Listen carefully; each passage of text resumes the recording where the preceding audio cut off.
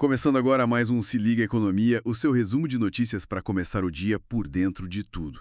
Hoje é terça-feira, 17 de junho de 2025. E o que temos para hoje, hein?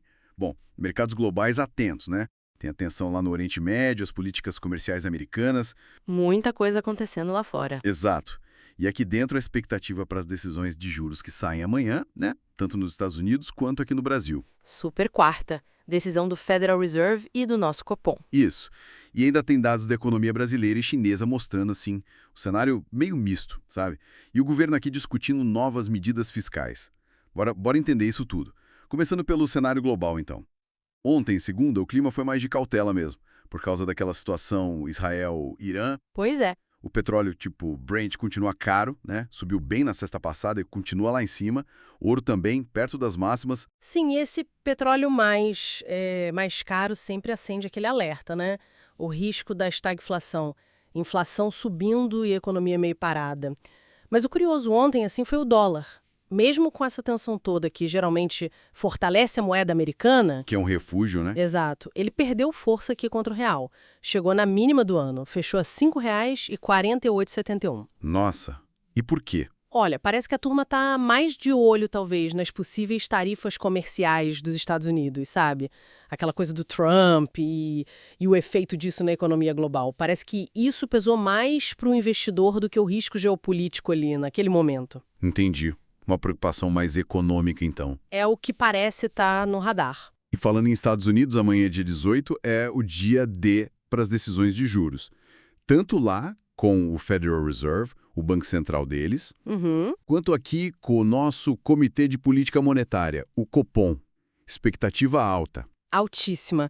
Lá nos Estados Unidos, a aposta quase geral é que eles mantenham os juros quietinhos, sabe? Naquela faixa de 4,25% a 4,50%. Manutenção, então. Manutenção agora. Mas o mercado já está precificando cortes para frente, talvez setembro ou outubro.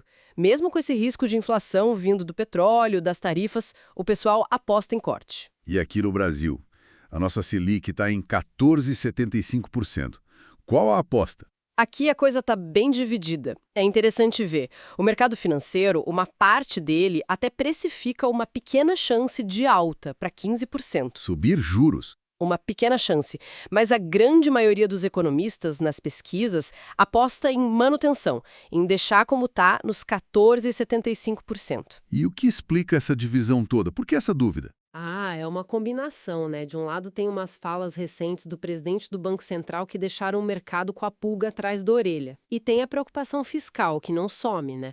O governo precisando de dinheiro. Sempre presente. Sempre. Mas do outro lado a gente teve alguns dados de inflação um pouco mais comburtados. E esse dólar que caiu ontem, como a gente falou, também tira um pouco da pressão, né? Então fica essa briga de forças. Entendi. Um cabo de guerra mesmo. E olhando mais para a nossa economia, os dados daqui, ontem saiu o Índice de Atividade Econômica do Banco Central, o IBCBR, né? Aquela prévia do Produto Interno Bruto. Sim, o IBCBR de abril. Isso. Mostrou um crescimentozinho, 0,2%. Foi um pouquinho melhor do que o mercado esperava. Um número levemente positivo, né? Só que, ao mesmo tempo, saiu uma pesquisa da Ipsos IPEC que mostra o contrário na percepção das pessoas. O pessoal está mais pessimista. A percepção na rua é outra história, né? Pois é. 39% acham que a economia vai piorar nos próximos 6 meses. É o maior nível de pessimismo desde setembro de 2023. E quase metade, 49%, acha que a situação já piorou nos últimos 6 meses. Exato. É uma desconexão bem clara entre o dado macro, o IBCBR, e o sentimento das pessoas, né? O índice mostra uma coisinha ali, mas o custo de vida, segurança, a dificuldade de achar emprego, isso pega muito mais no dia a dia, né? E não aparece direto no índice. Faz sentido. E nesse cenário, o governo está buscando mais receita. Estão falando em acabar com a isenção de imposto de renda para novas letras de crédito imobiliário e do agronegócio. As LCIs e LCAs. Isso, aquelas aplicações para financiar casa, apartamento ou agro. Passariam a ter 5% de imposto e também querem aumentar o imposto sobre a aposta online para 18%. E ainda saiu uma notícia preocupante. Agências reguladoras tipo a Agência Nacional de Energia Elétrica, operando no limite por causa de corte de verba. Olha, são várias frentes, né? Buscar receita é uma necessidade fiscal, claro, mas taxar LCI e Selic pode encarecer o crédito para setores importantes. E agência sem verba, bom, isso pode comprometer a fiscalização, a qualidade do serviço para o consumidor final. É sempre delicado mexer nisso. Com certeza. Mas apesar dessas discussões fiscais, vale registrar que ontem o real foi bem, né? E a nossa bolsa Ibovespa subiu bem também, 1,49%, fechou em 139.255 pontos. Foi ajudada por essa fraqueza do dólar lá fora. Sim, o cenário externo acabou ajudando a bolsa aqui. Dando uma passada rápida pela China, os dados de maio vieram meio a meio. Vendas no varejo foram fortes, alta de 6,4%, a melhor desde dezembro de 2023. Parece que uns subsídios do governo ajudaram. Deram um impulso temporário, né? Esquecer, estão sempre conectados com a tensão comercial com os Estados Unidos, né?